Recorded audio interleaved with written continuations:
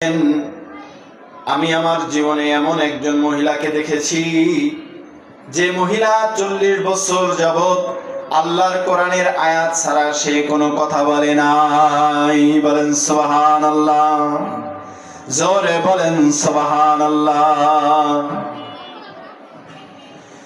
আব্দুল্লাহ ইবনে মুবারক বলেন,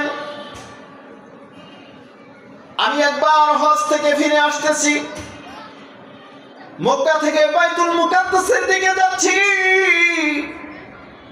পথে দেখি একজন বৃদ্ধ মহিলা বসে, কেমন যেন মহিলা কান্না কান্না ভাব।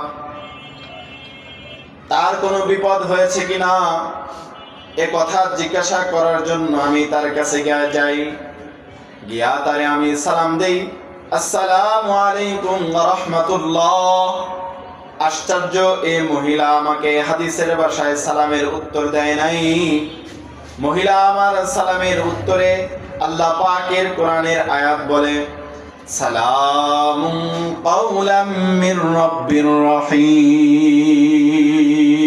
বলেন সুবহানাল্লাহ। আমি এই মহিলা সালামের উত্তর দেওয়ার ঢং থেকে আশ্চর্যান্বিত হইলাম। মনে মনে বললাম, এ মহিলার কাছে কিছু সময় কাটাইলে কিছু পাওয়া যাবে। মহিলাকে বললাম, ও মা, তুমি এখানে কেন বসে আছো? মহিলা আমাকে জবানের ভাষায় উত্তর দেয় না। সে বলে না যে আমি এখানে পথ হারায় গেছি। এ কথা মহিলা আমাকে জবানের ভাষায় উত্তর দেয় না। উনি বলেন, মাইয়ুদলিলিল্লাহু ফালা হাদিয়া লাহু। মহিলা তাকে আল্লাহ পাকের কোরআন দিয়ে উত্তর দিচ্ছেন। আল্লাহ পাক যাকে পথ ভ্রষ্ট করেছে তাকে আর কে পথ দেখাইতে পারে? এই কথা বলে মহিলাকে আমাকে বোঝাইতেছেন আমি আমার পথ হারায় ফেলেছি। আমি মহিলাকে বললাম, আপনার বাড়ি কোথায়? মহিলা বলে, সুবহানাল্লাযী আসরা বিআবদিহি লাইলাম মিনাল মাসজিদিল হারাম ইলাল মাসজিদিল আকসা। আমি যখন তাকে বললাম, আপনার বাড়ি কোথায়, মহিলা আমাকে কোরআনের আয়াত পড়ে উত্তর দিল,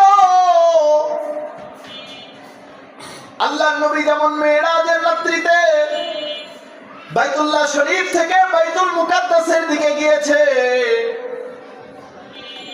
আমিও বাইতুল্লাহ শরীফে আসছি হজ করার জন্য। আমার বাড়ি বাইতুল মুকাদ্দাসের দিকে। আমি আরো আশ্চর্য হইলাম। আশ্চর্য হইয়া তারে জিজ্ঞাসা করলাম, আমি কি আপনার এ বাড়িতে পৌঁছায় দিব?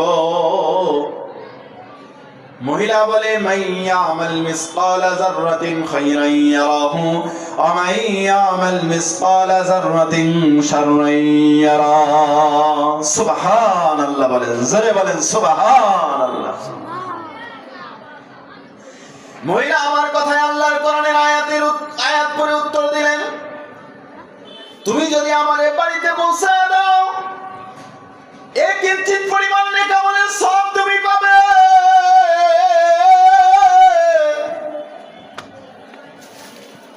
আমি তারে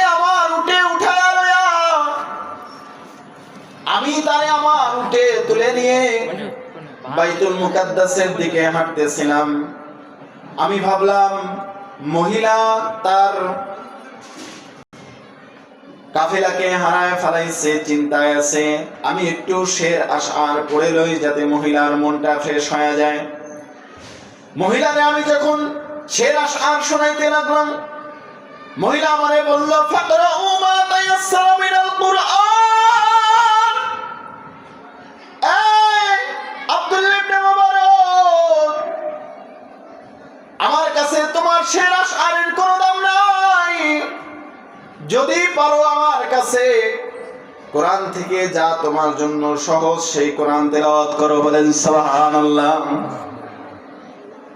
দূরে থেকে একটা কাফেলা দেখা যায়। আমি মহিলাকে বললাম, ওই যে একটা কাফেলা দেখা যায়, আপনার ছেলে সন্তানরা হয়তো সেখানে থাকতে পারে। আপনি আপনার সন্তানদের নাম আমারে বলেন। আশ্চর্য, এই মহিলা নিজের সন্তানদের নাম বলতেও সে মুখে নিজের সন্তানদের নাম লয় নাই। আল্লাহ পাকের 3টা আয়াত তেলাওয়াত করেছে 3 সন্তানের নাম নেওয়ার জন্য। আত্তাখাযাল্লাহু ইব্রাহিমা খলিলা ওয়া কাল্লামাল্লাহু মূসা তাকলীমা ইয়া ইয়াহইয়া খুযিল কিতাবা বিকুওয়া। বলেন সুবহানাল্লাহ, জোরে বলেন সুবহানাল্লাহ। মহিলা আমারে বুঝাইতেছে, আমার 3টা সন্তান, একজন হইলেন মূসা, একজন ইব্রাহিম খলিল, আর একজন ইয়াহইয়া। সন্তানদের পায়া আমি তাদের জিজ্ঞাসা করলাম, এ কেমন জান্নাতি মায়ের সন্তান তোমরা? সারা পথ সফর করেছি, সে আল্লাহ পাকের কোরআন ছাড়া একটা কথাও বলে নাই। বলেন সুবহানাল্লাহ।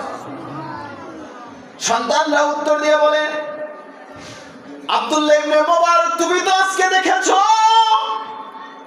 40 বছর যাবত মায়ের কাছ থেকে দুনিয়াবি কোনো কথা শুনি নাই। মা সব সময় কোরআন দিয়ে কথা বলেছে, সব সময় জবানটাকে পবিত্র রেখেছে,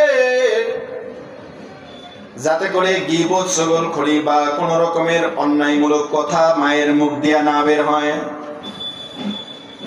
ও ভাই, এই হলো নবীওয়ালার শিক্ষা। খারাপ কথা মুখ দিয়ে বের না হয়ে যায় জন্য 40 বছর মুখে কোন রকমের কোন কথা বলে নাই। নবীর শিক্ষা করলে জবানটা কত পবিত্র হয়।